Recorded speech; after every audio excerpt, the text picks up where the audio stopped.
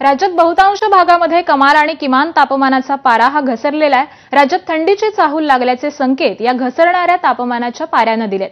तर येत्या काही दिवसांमध्ये राज्यात थंडीचा जोर हा वाढण्याचा अंदाज भारतीय हवामान खात्याने दिलाय। पहाटे हवेमध्ये गारवा जाणवतोय आणि त्यामुळे गुलाबी थंडीची चाहूल लागली आहे।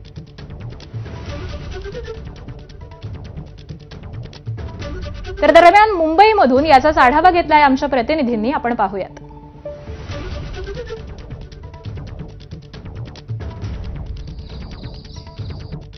मुंबईच्या किमान तापमानात अचानक 3 अंशांनी घट झाल्यामुळे हवेमध्ये गारवा जाणवण्यास सुरुवात झालेली आहे। आपण सध्या शिवाजी पार्क परिसरात आहोत आणि इथे पहाटेची वेळ असल्याने हवेमध्ये चांगलाच गारवा आहे। केवळ मुंबईच नाही तर पुणे, नाशिक, संभाजीनगर अशा शहरांमध्ये देखील वातावरणात गारवा नोंदवण्यात आलेला आहे।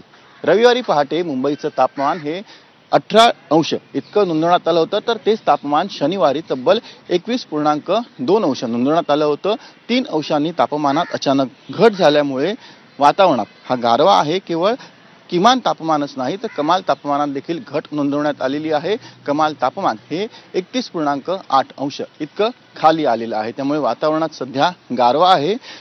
पुढील काही दिवस वातावरणातला हा गारवा कायम राहील आणि किमान तापमान हे 20 अंशांच्या आसपास राहण्याचा शक्यता ही हवामान खात्याने वर्तवण्यात आलेली आहे। तर 15 नोव्हेंबर नंतर हे तापमान आणखीन घट होऊन ते 20 अंशाच्या खाली येईल अशी शक्यता देखील हवामान खात्याकडून वर्तवण्यात आलेली आहे। केवळ मुंबईच नव्हे तर मराठवाडा, विदर्भ तसेच उत्तर महाराष्ट्रामध्ये तापमानात घट नोंदवण्यात आलेली आहे।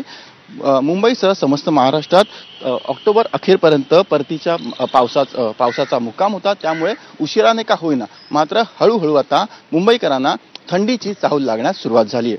व्हिडिओ जर्नलिस्ट अजित कदमसह सचिन गाड, एबीपी माझा, मुंबई।